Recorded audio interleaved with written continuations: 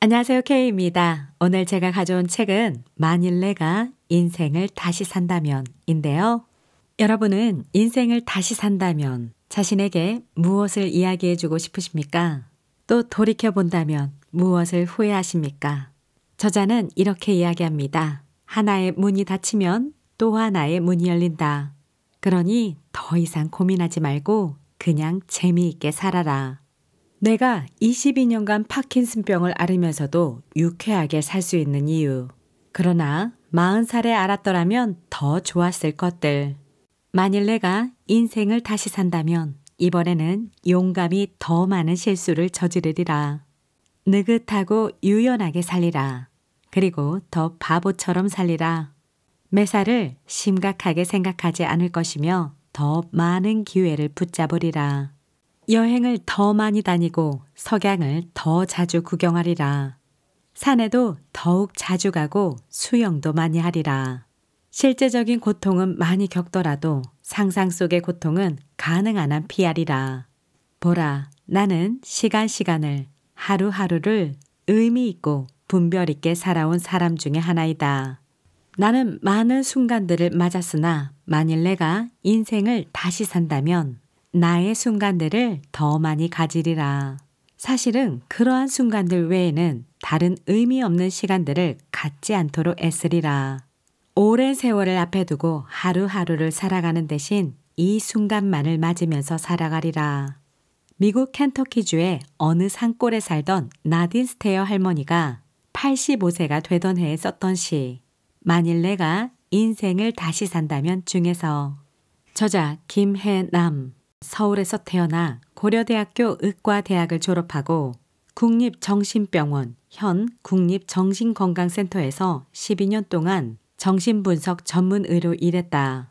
정신분석 전문의로 두 아이의 엄마로 시부모님을 모시고 사는 며느리로 눈코 뜰 새 없이 바빴던 그녀는 40살까지만 해도 내가 잘했으니까 지금의 내가 있는 거지 라고 생각했다. 그런데 2001년 43살에 몸이 점점 굳어가는 파킨슨병 진단을 받고 나서 병마와 싸우며 비로소 알게 되었다. 자신에게 주어진 모든 역할을 다 잘해내고 싶은 마음에 스스로를 닥달하며 인생을 숙제처럼 살아오다 보니 정작 누려야 할 삶의 즐거움들을 너무 많이 놓쳐버렸다는 사실을 말이다. 그리고 더 충격적인 것은 자신이 없는데도 세상이 너무나 멀쩡하게 잘 돌아간다는 사실이었다. 그녀는 자신에게 들이닥친 불행을 도저히 받아들일 수 없었다. 너무 억울하고 사람들이 밉고 세상이 원망스러워 아무것도 못한 채 한 달 동안 침대에 누워 천장만 바라보았다. 그러던 어느 날 그녀는 문득 깨달았다. 아직 자신은 죽은 게 아니며 누워있는다고 바뀌는 건 아무것도 없다는 사실을 말이다. 다행히 병이 초기 단계라 아직 할 수 있는 일들도 많았다. 그래서 일어났고 하루를 살았고 또 다음 날을 살았다. 하고 싶지만 계속 미뤄둔 일들을 먼저 하기 시작했다. 책을 쓰기 시작한 것도 그때부터다. 그렇게 22년 동안 병마와 싸우며 진료와 강의를 하고 두 아이를 키우고 10권의 책을 썼다. 사람들은 파킨슨병을 앓으면서 어떻게 그 일들을 다 할 수 있었느냐고 신기해하지만 그녀는 담담히 말한다. 더 이상 인생을 숙제처럼 살지 않겠다고. 어차피 사는 거 재미있게 살겠다고 마음먹었으니까 세상에 새롭고 신기하고 감탄할 만한 일들이 참 많았다고. 그래서 몸이 굳어 옆으로 돌아눕는 것조차 남의 도움을 받아야 할 만큼 고통스러운 때도 있지만 고통과 고통 사이에는 덜 아픈 시간이 있고 그 시간에 할 수 있는 일들을 하며 하루하루를 차곡차곡 살아온 것뿐이라고. 2014년 1월 병이 악화되어 병원 문을 닫고 나서는 더 이상 환자들을 진료할 수 없게 되었고 그 사이 크고 작은 수술을 5차례 받으며 죽을 고비도 넘겼지만 그녀는 여전히 하고 싶은 일들이 많다고 말한다. 삶이 힘들고 어렵고 좀 채 나아질 것 같지 않아 보여도 어느 때나 즐길 거리는 분명히 있다. 그리고 즐길 거리가 다양한 사람일수록 불가피한 불운과 불행 또한 잘 버틸 수 있다. 그래서 그녀는 앞으로 병이 더 악화되어 더 이상 몸을 움직일 수 없게 되더라도 그때그때 할 수 있는 일들을 찾아 하면서 재미있게 살고 싶다고 말한다. 벌써 40이 넘어버린 하루하루 잘 버텨내고 있지만 가끔은 힘들고 외로운 사람들에게 해주고 싶은 이야기도 딱 하나뿐이다. 하나의 문이 닫히면 또 다른 문이 열린다. 그러니 더 이상 고민하지 말고 그냥 재미있게 살았으면 좋겠다. 나는 하고 싶은 게 아직도 참 많다. 병 때문이기는 하지만 의사일을 관두고 나니 또 다른 세상이 열렸다. 중국어 공부도 제대로 해보고 싶고 진짜 끝내주는 요리를 만들어 사람들에게 대접하고 싶고 서해, 남해, 동해를 한 바퀴 쭉 둘러보고도 싶다. 이 책에 공개한 버킷리스트는 10개밖에 안 되지만 내 마음속엔 더 많은 리스트가 있다. 그렇게 지금 이 순간에도 꿈꾸기를 멈추지 않아서인지 사는 게 재미있다. 앞으로 병이 다시 악화되어 책을 더 이상 쓸 수 없게 되더라도 나는 그때그때 할 수 있는 일들을 찾아 하면서 재미있게 살고 싶다. 30년 동안 정신분석 전문으로 일하며 깨달은 인생의 비밀. 아무리 착하게 살아도 불행이 찾아올 때가 있다. 파킨슨 병입니다. 2001년 2월 강의가 있던 날 오전 나는 파킨슨 병이라는 진단을 받았다. 누구보다 열심히 살아왔다. 그런데 왜 하필 나에게 이런 병이 찾아온 걸까? 내가 뭘 그렇게 잘못한 걸까? 시부모님을 모시고 살며 어렵게 2아이를 낳고 이제 막 내 뜻을 펼쳐보겠다고 병원을 개업한 지 1년도 채 안 되었는데 왜 나에게 이런 일이 생긴단 말인가? 얼마 전까지만 해도 아이들을 데리고 미국으로 유학을 가서 정신분석 공부를 더 하려는 꿈에 부풀어 있었는데 그게 그렇게 큰 욕심이었던 것일까? 큰아이가 중학생이고 둘째는 초등학생인데 그 아이들은 또 어쩌란 말인가? 나는 일단 병원문을 닫고 집에 있는데 거의 한 달 동안을 침대에 누워만 있었다. 별의별 생각이 다 들었다. 울고불고 원망한다 해도 병이 사라지는 건 아닌데 내가 왜 그런 병에 걸려야 하는지 이해할 수 없었고 눈앞이 깜깜했고 현실을 받아들이기가 힘들었으며 세상이 너무나 원망스러웠다. 우울은 더 깊어져 갔고 차라리 이대로 죽어버리는 게 낫겠다는 생각이 들었다. 그러던 어느 날 문득 정신이 번쩍 들었다. 아니, 내가 왜 이러고 있지? 내 미래가 불확실하고 현재가 조금 불편해진 것밖에 없는데 내가 왜 이러고 있는 거야? 내가 왜 미래부터 걱정하느라 현재를 망치고 있는 거지? 내 뇌에서 도파민 분비가 80% 사라졌지만 그래도 아직 20%는 남아있다. 즉, 내 노력 여하에 따라 병의 진행 속도를 늦출 수 있는 것이었다. 그래서 나는 일어나 다시 병원에 나가기 시작했다. 환자들을 진료하고 강의를 나가고 집안일을 하고 아이들을 보살피는 일상으로 돌아간 것이다. 그런데 놀라운 일이 벌어졌다. 도파민 작용제는 보통 치료 효과가 3년 가는데 나는 그 약으로 12년을 버텼다. 2013년 그 다음 단계 약인 레보도파를 쓰기까지 말이다. 또한 나는 그 12년 동안 책을 5권 썼으며 진료와 강의도 계속했다. 다행히 치매 현상은 아직까지 나타나지 않았고 우울증도 경미한 편이다. 만약 그때 침대에 계속 누워 병을 원망하고 세상을 원망하며 지냈다면 어땠을까?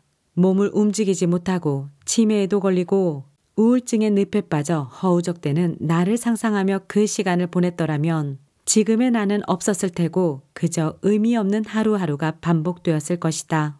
살다 보면 예기치 않은 불행이 닥쳐올 때가 있다.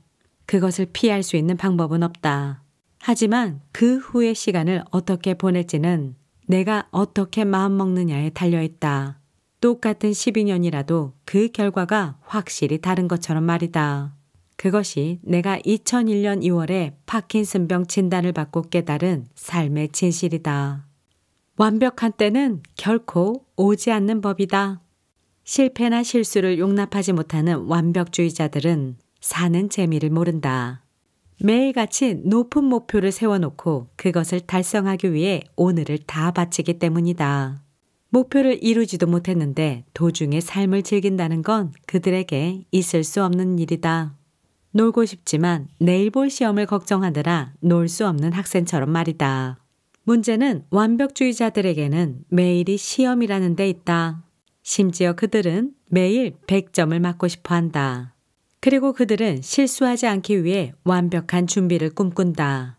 대학교 입학 전에 대학교에서 필요한 모든 것들을 준비하고, 취업 전에 회사에서 필요한 것들을 다 준비하고, 엄마가 되기 전에 엄마 될 준비를 마치고 싶어 한다.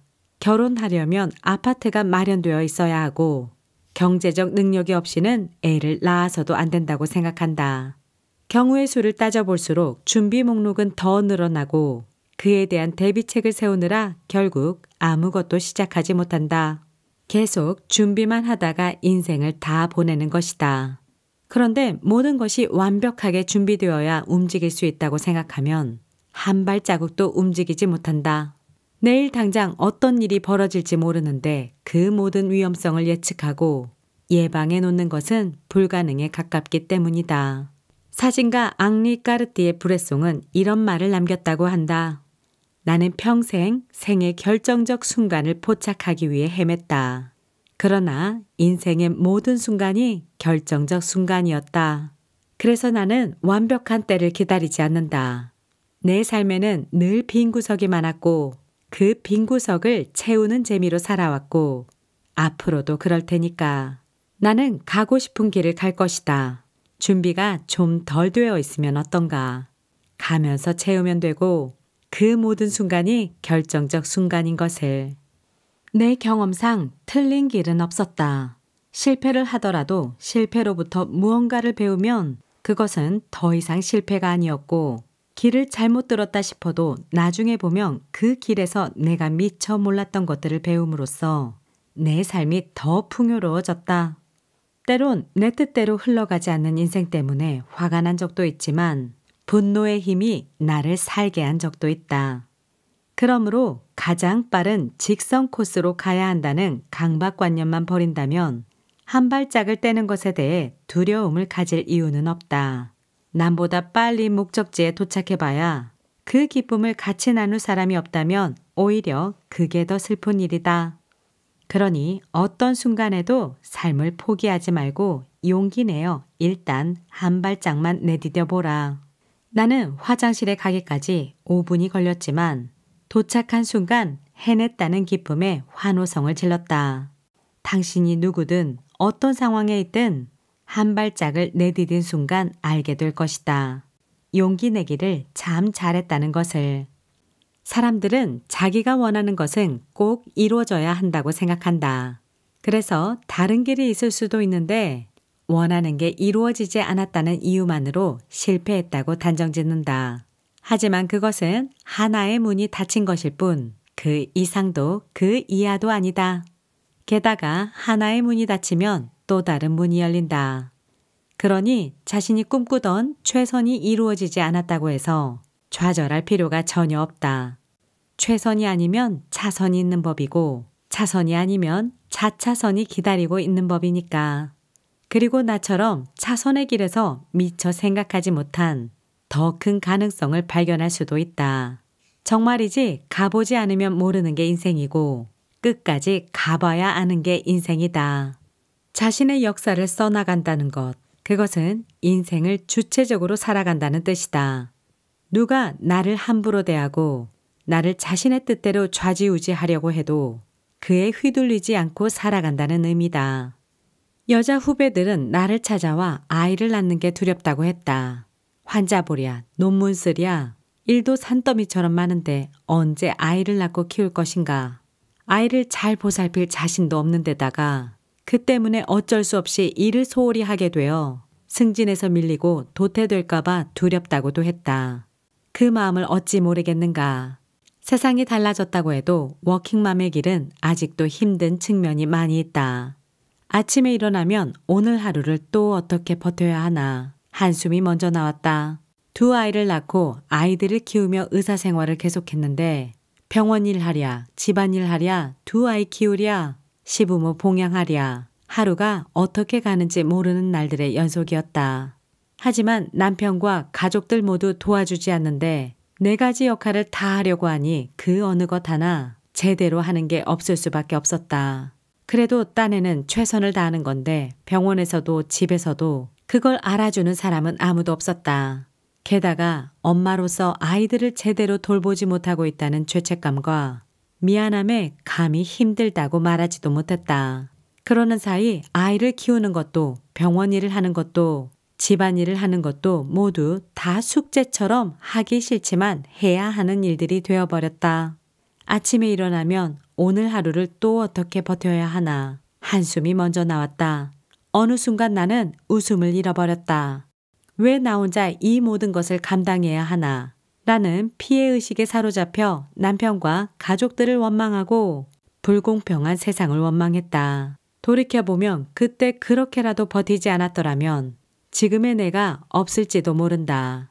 하지만 그럼에도 의무감과 책임감만으로 하기 싫은 숙제를 하듯 살았던 그때를 생각하면 가슴이 아프다.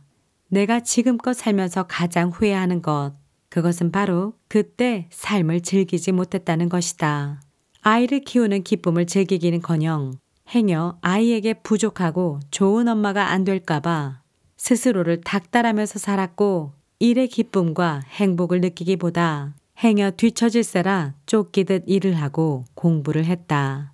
남편에게 육아와 가사일을 당당하게 요구해도 된다. 그렇게 해서 얻은 시간에 친구들을 만나 밀린 수다를 떨어도 좋을 일이다.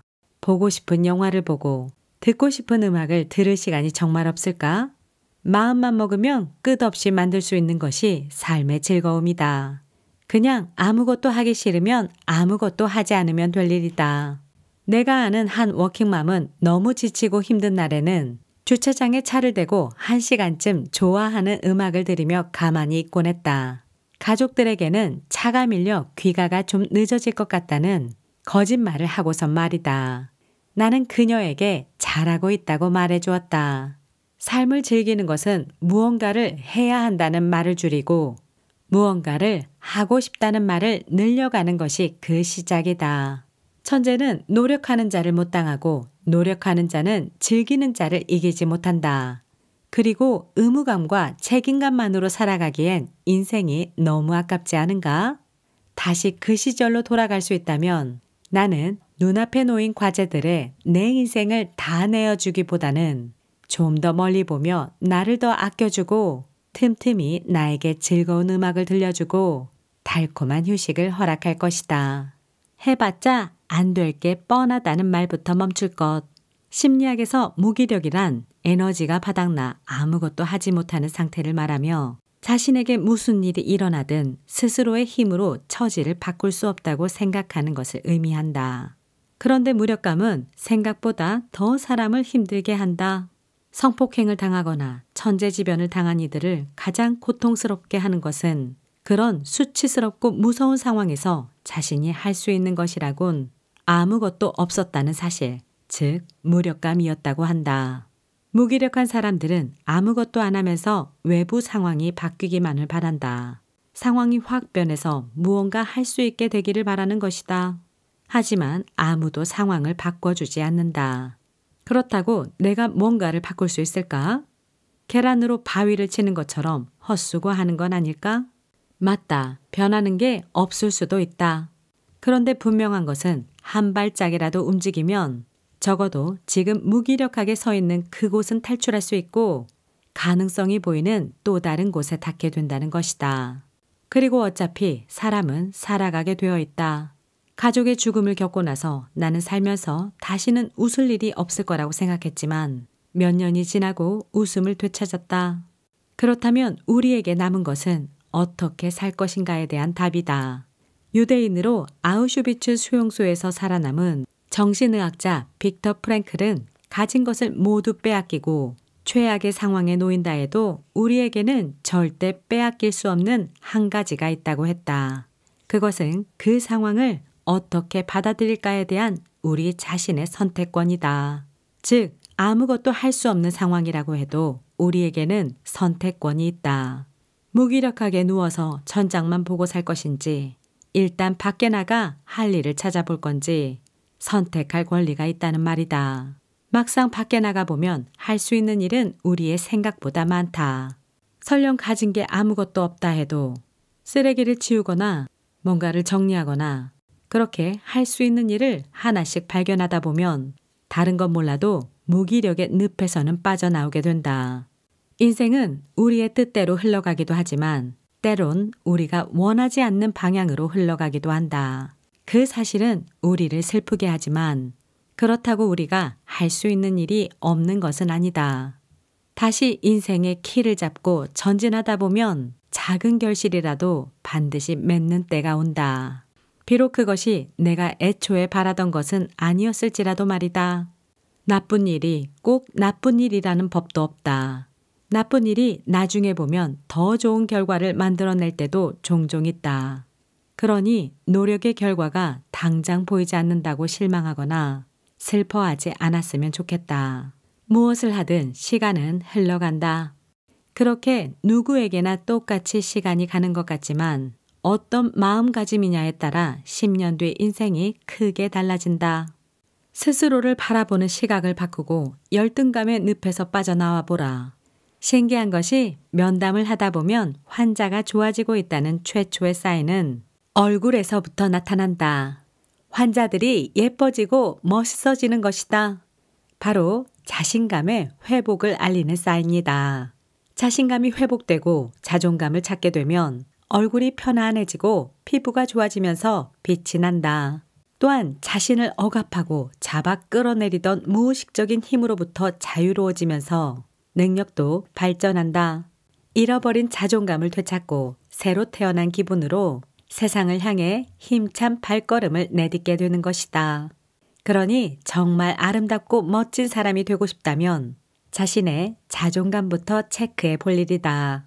자신감이 넘치는 사람은 언제 어디서든 빛이 나고 멋있어 보이게 마련이니까 말이다.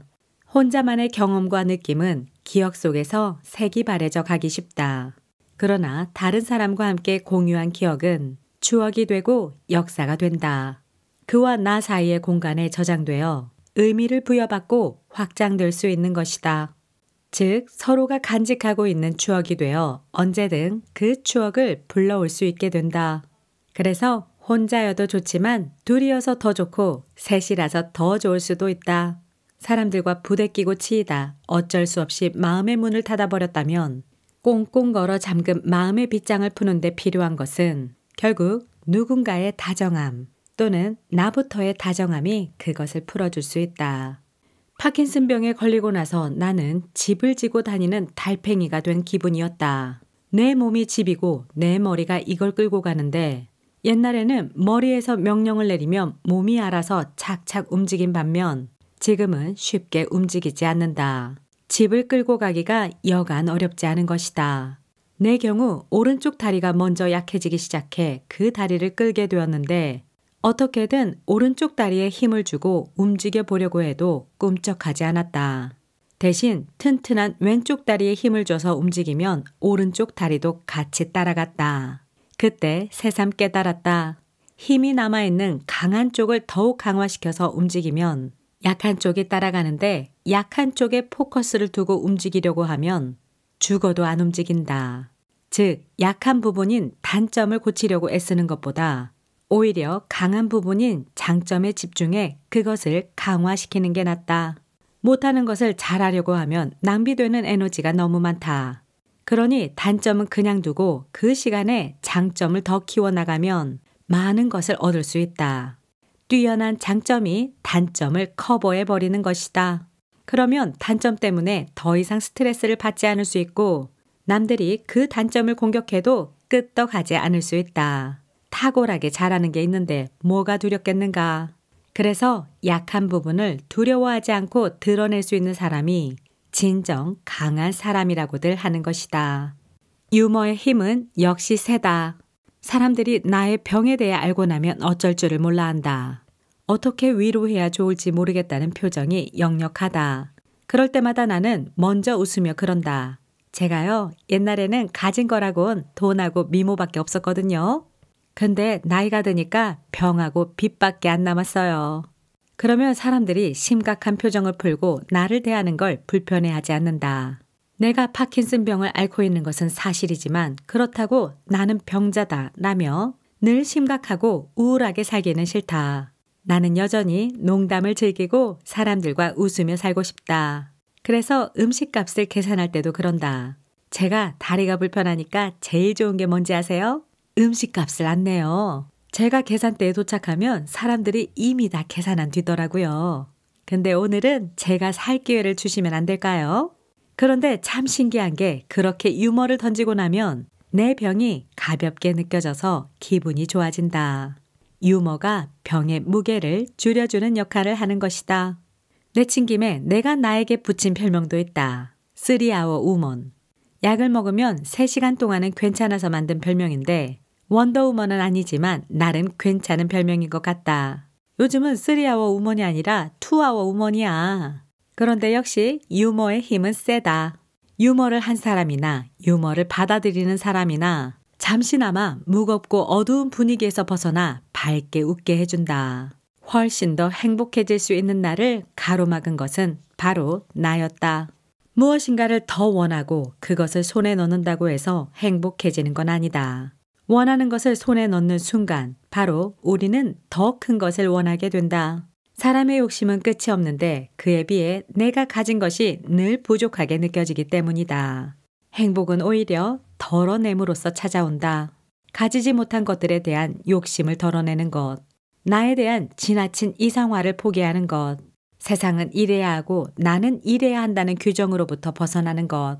그것이 바로 있는 그대로의 나와 세상을 똑바로 보고 내 인생의 주인이 되어 그 안에서 행복을 찾을 수 있는 지름길이다. 지나친 이상화에서 벗어나야 나와 타인에 대해 좀 더 너그러워질 수 있으며 그래야 서로 감싸주며 사랑하는 법을 배울 수 있다. 어쩌면 이 너그러움을 배우는 과정이 바로 진짜 어른이 되는 과정일지도 모른다.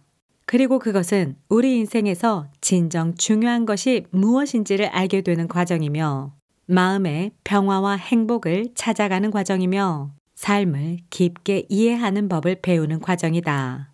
산다는 것은 죽을 때까지 멈추지 않는 성장의 과정이다. 그리고 그 성장의 목적은 바로 우리 삶에서 진정 중요한 것이 무엇이고 진정한 행복이 무엇인지를 배우는 데 있다. 그래서 나는 오늘도 하나하나 차근히 배워나간다. 지나가 버린 것들을 떠나보내고 새로운 것들을 맞아들이는 법, 서로 사랑하며 감사하는 법, 그리고 인생의 작은 행복을 느끼고 즐기는 법을. 우리는 살면서 무수히 많은 이별을 한다. 앞으로도 그럴 것이다. 떠날 사람은 떠날 테고 남을 사람은 남을 것이다. 그러므로 아무리 해도 결코 익숙해지지 않는 이별. 그 앞에서 우리가 할 수 있는 일이란 아쉽지만 따뜻한 이별을 준비하는 것일 게다. 오늘 하루 잘 살고 오늘 하루 사랑하는 사람들과 더 행복한 시간을 보내는 것 말이다. 이렇게 해서 만일 내가 인생을 다시 산다면 더 이상 고민하지 말고 그냥 재미있게 살아라. 이제부터 더 재미있게 살기로 결심해라. 왜냐하면 하나의 문이 닫히면 또 하나의 문이 열리기 때문에. 이 메시지를 전해드리면서 저는 사실 눈물이 좀 많이 나왔습니다. 저도 저의 엄마와의 이별을 앞두고 있거든요.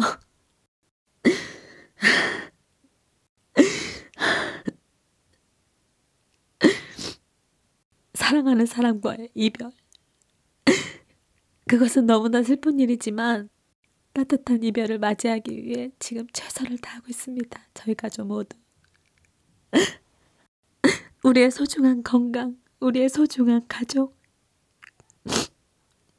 우리의 소중한 인생을 잘 지켜가시기를 응원드립니다. 그럼 다음 영상에서 또 뵙겠습니다. 모두들 건강하세요.